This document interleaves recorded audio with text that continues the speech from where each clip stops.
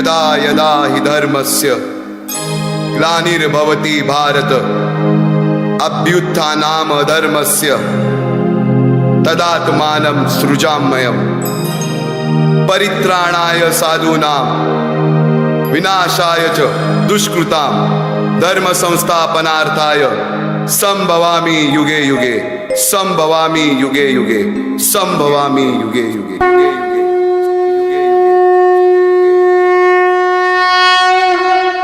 जेव्हा जेव्हा धर्मावर ग्लानी येईल, जेव्हा जेव्हा अधर्म वाढेल, तेव्हा तेव्हा सज्जनांच्या रक्षणासाठी, दुष्टांच्या संहारासाठी, धर्माची स्थापना करण्यासाठी मी युगानयुगे जन्म घेईन।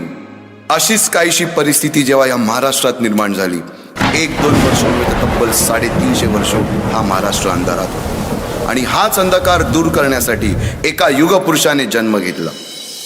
याच युगपुरुषाच्या पराक्रमाची, सामर्थ्याची आणि स्वराज्य स्थापनेची लहानशी गाथा आपल्या समोर सादर करीत आहे।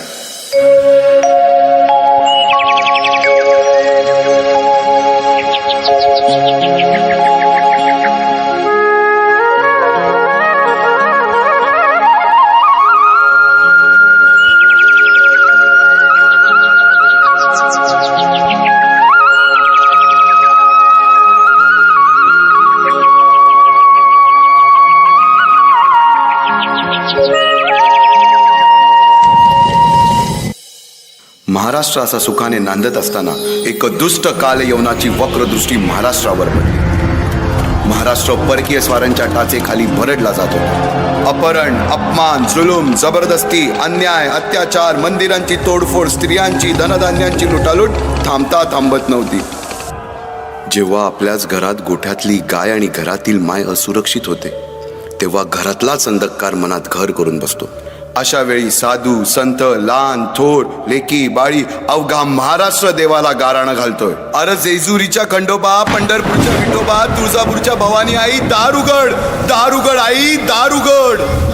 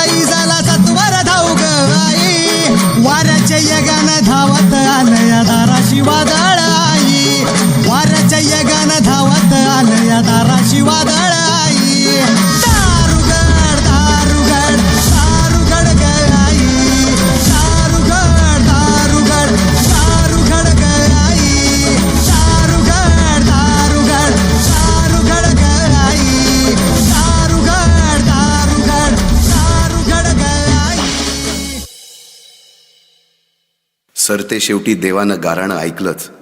शालिवन शके 1551 शुक्ल नाम संवत्सर उत्तरायण शिशिर ऋतू फाल्गुन वद्य तृतीयेला सायंकाळी शुभ लग्न उदित असता कलियुगातील नरसिंहाचा, ग्रहमंडलातील सूर्याचा, नक्षत्रातील ध्रुवाचा, या सम छत्रपती शिवरायांचा शिवनेरीवर जन्म झाला।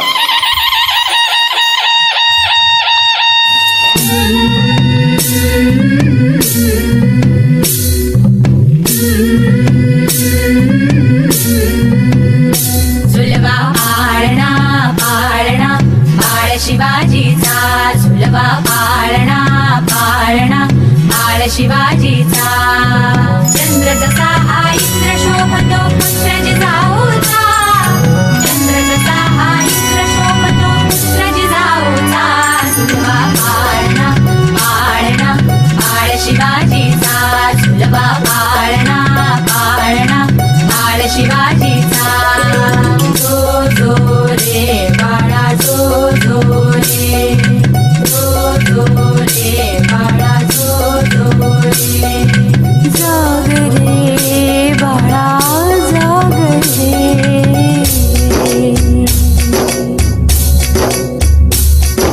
ढोलन तारे घुमू द्यात रे झळू द्यात चौघडे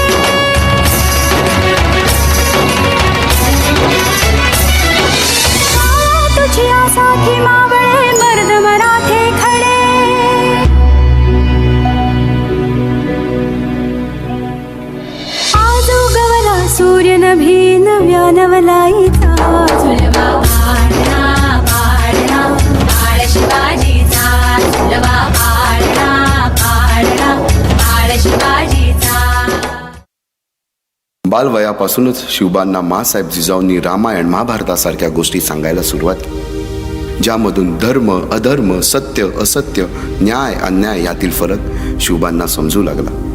तसेच शस्त्रास्त्र व शास्त्र या शिक्षणासाठी शहाजी राजांनी अनेक कर्तबगार माणसे नेमली, जसे की दादोजी कोंडदेव, बाळकृष्ण पंत, रघुनाथ पंत, शामराज पंत अशा अनेक कर्तबगार माणसांच्या नेतृत्वाखाली महाराज बालवयापासूनच घडू लागले.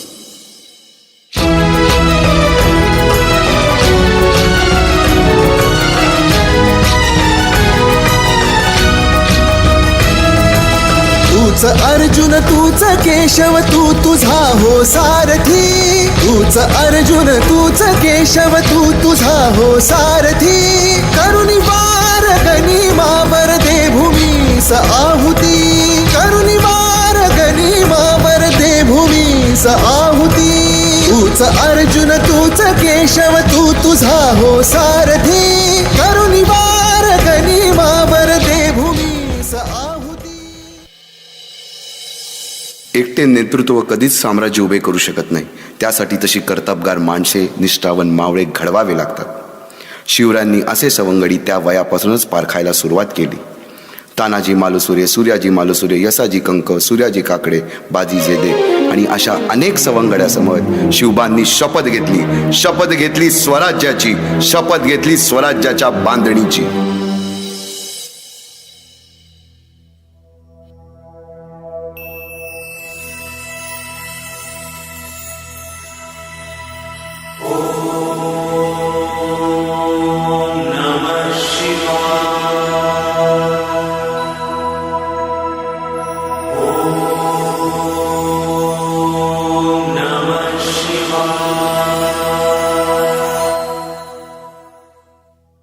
आम्ही मराठे यवनांची पीडा नष्ट करण्यासाठी हिंदवी स्वराज्य स्थापन करीत आहोत.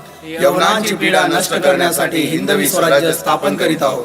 राष्ट्रभावनेने संघटन करून देशावरील परकीयांचे आक्रमण नष्ट करीत आहोत. देशावरील परकीयांचे आक्रमण नष्ट करीत आहोत. स्वकीय व परकीय शत्रूंचे उच्चाटन करण्यासाठी स्वकीय व परकीय शत्रूंचे उच्चाटन करण्यासाठी स्वराज्य स्थापन करीत आहोत. स्वराज्य स्थापन करीत आहोत. यात तू आम्हास यश द्यावे, यात तू आम्हास यश द्यावे. हे राज्य व्हावे, हे राज्य व्हावे, ही तर श्रींची इच्छा, ही तर श्रींची इच्छा. रायरेश्वरासमोर शपथ घेतली आणि स्वराज्याची गोडदोड सुरू झाली. तोरणा किल्ला घेऊन स्वराज्याचे तोरण बांधले. पुढे मुरुंब देवाचा डोंगर, कुवारी गड, सुभान मंगल, कोंढाणा, शिरवळचा किल्ला, पुरंदर आणि 12 मावळ स्वतंत्र झाला. पुढे राजांनी पराक्रमाने जावळी देखील घेतली. परंतु त्यानंतर स्वराज्यावर ओढवले भले मोठे संकट. ते संकट म्हणजे अफजल खान.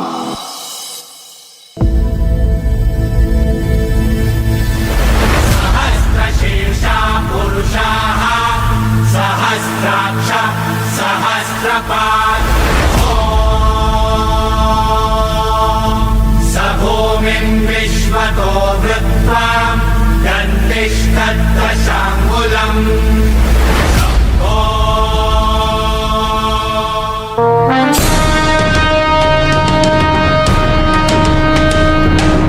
महाराजांची, शिवाजी महाराजांची कीर्ती बेफाम होती. महाराजांची कीर्ती बेफाम, भल्या भल्यांना फुटला घाम.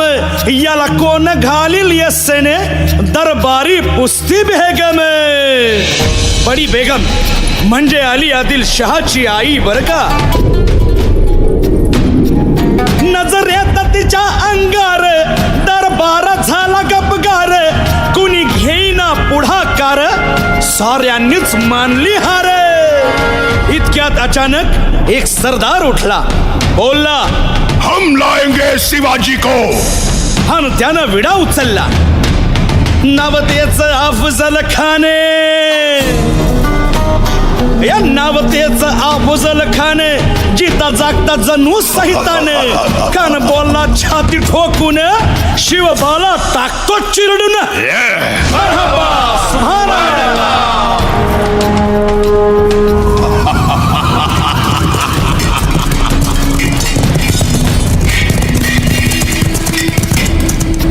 आता शिवबाचं काय खरं नाही. इकडं निजाम, तिकडं मोगल, पलीकडं इंग्रज. जो तो हेच बोलू लागला. महाराज, आपला जीव मोलाचा आहे. खानाचं सैन्य अफाट आहे. त्याच्यासमोर आपला टिकाव लागणं अवघड आहे. काही दिवसांसाठी आपण कुठेतरी अज्ञातस्थळी निघून जा. काय म्हणालात रायबा? मासाहेब, आम्हाला आमच्या जीवाची पर्वा नाही. राजांचा जीव वाचणं गरजेचं आहे. रायबा, शिवबा केवळ आमचा पुत्र नाही, तर अवघ्या मराठी जनांचा स्वाभिमान आहे. या मातेने आपला पुत्र गमावला तरी 72, परंतु भ्याडपणे पळून जाऊन या मराठी मुलखाचा स्वाभिमान गमावता कामा नये. अशा वाघिणीचा त्यो छावा. बाळासाहेब आपला पुत्र आणि मराठी मुलकाचा स्वाभिमान विजयी टिळा लावूनच परत अशा वाघिणीचा त्यो छावा. तथास्तु. गनिमाला कसा ठेचावा, डोक्यात नेहमी कावा, भेटीचा धाडला सांगावा. खानाच्या भेटीसाठी महाराजानं एक शानदार शामियाना उभारला होता. आणि अशा या शामियान्यात खान डौलत डुलेत आला, खान डौलत डुलेत आला. सय्यद बंडा त्याच्या संगतीला, सय्यद बंडा त्याच्या संगतीला, शिवबाच्या संगती महाला. राजाला पाहून खान म्हणतो कसा, आओ आओ शिवाजी, आओ हमारे गले लग जाओ. खानानं राजाला आलिंगन दिलं आणि दगा केला. खान अभिमान मान्याला, खान अभिमान मान्याला. कट्यारीचा वार त्यानं केला, कट्यारीचा वार त्यानं केला. खर खर आवाज झाला, खर खर आवाज झाला. चिलखत होतय अंगाला, चिलखत होतय अंगाला. खानाचा वार फुका गेला. खान यडबडला. इतक्यात महाराजानं पोटामंदी पिचवा ठेकेला, पोटामंदी पिचवा ठेकेला. वाघ नखाचा मारा केला, वाघ नखाचा मारा केला. टरा टरा फडलं पोटाला, तडा गेला खानाचा कोटळा. भाई रे भाई रे आला जी जी, भाई रे आला जी जी जी. अफजल खानाच्या वधानंतर त्याचा मुलगा फाजल खान आणि सिद्दी जोहर यांनी प्रचंड फौज घेऊन पन्हाळ्याला वेढा दिलेला आहे. पण शक्तीपेक्षा युक्ती महत्वाची असते. महाराजांनी शिवा काशी यांना बोलावून घेतलं आणि विचारलं, शिवा, आमचं रूप घेऊन सिद्धीला भेटायला जातोस? आणि शिवा म्हणाला, वही महाराज, जातो की. आणि मग काय घडलं? काय? रात्रीच्या पहिल्या प्रहरास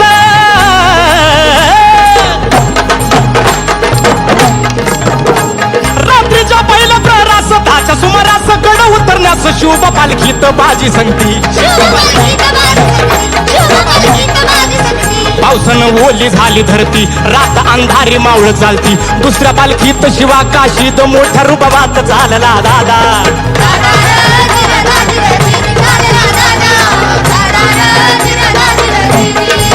दोन दिशेला दोन पालख्या केलेल्या आहेत. त्यापैकी एका पालखीला खानाच्या सैन्यानं गराडा घातला.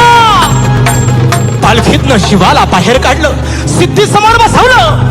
तोर बातमी आली, हुजूर हुजूर शिवाजी भागाया, शिवाजी भागाया. आणि कडाडलं सिद्धी. त्याने मेहनतून तलवार काढली, शिवावर धरली. सच बता तू कोण है, वरना मारा जाएगा. शिवा हसला आणि म्हणाला, अरे जन्माला जरी शिवा काशीत म्हणून आलो असलो तरी मरताना शिवाजी महाराज म्हणून मरतोय. हे भाग्य काय कमी आहे का? आणि कडाडलं सिद्धीची तलवार चालल्या गेली आणि शिवा संपला गेला. पण इकडे बाजीनं गजापूरची खिंड गाठली आणि बाजी म्हणतायत, राज आता येळ करू नका. तुम्ही निम्मी फौज घेऊन विशाळगडावरती रवाना व्हा. आम्ही खिंडीत राहून शत्रूंना अडवून धरतो. राजे म्हणतायत, नाही बाजी, जीवाची बाजी लावून आपण इथवर आलोय. आता जे होईल ते मिळून करू. आणि बाजी म्हणतायत, नाही, लाख मेले तरी चालतील, पण लाखाचा पोशिंदा जगला पाहिजे. राज, लाखाचा पोशिंदा जगला पाहिजे. आणि मग त्या खिंडीच्या तोंडाला काय प्रकार झाला? काय काय उभा राहून बाजी खिंडीला विनवणी करी शिवबाला. तुम्ही सुखरूप इथं न जावा, तोप उडवावा द्याव इशाऱ्याला.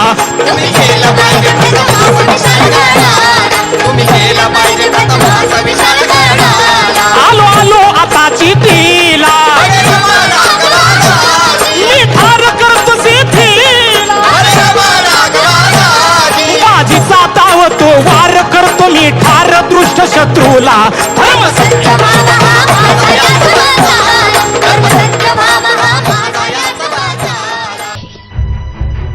येथील रयतेला सुरक्षा हवी आहे आणि त्यांच्या सुरक्षेसाठी कोंडाण्यासारखे बळकट किल्ले आपल्याला घ्यायलाच हवेत शिवबा. होय आऊसाहेब. राज सौराज्य परीस मोठं मंगल कार्य कंच. आम्ही असताना राज सवता कोंडाण्यावर जाणार, आगीत उडी घालणार, वाघाच्या तोंडी मान देणार.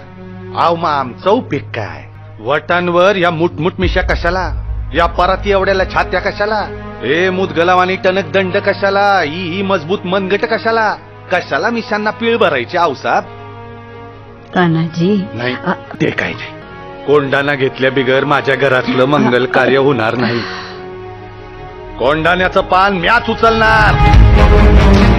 राज आधी लगीन कोंढाण्याचं, मग रायबाच. हर हर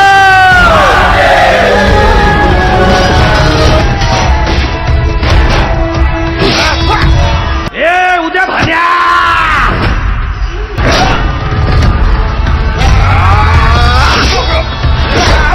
तुमच्यासारख्या मोगलांच्या गुलामांना हे कधीच समजायचं नाही का साम्राज्याचं, शिवाजी राजांचं आणि भगव्याचं रक्षण कराया आम्ही मराठे छातीचा कोट करून तुमचं वंगाळ हात साम्राज्या पातूर पोचस्तवर उकडून टाकू आम्ही.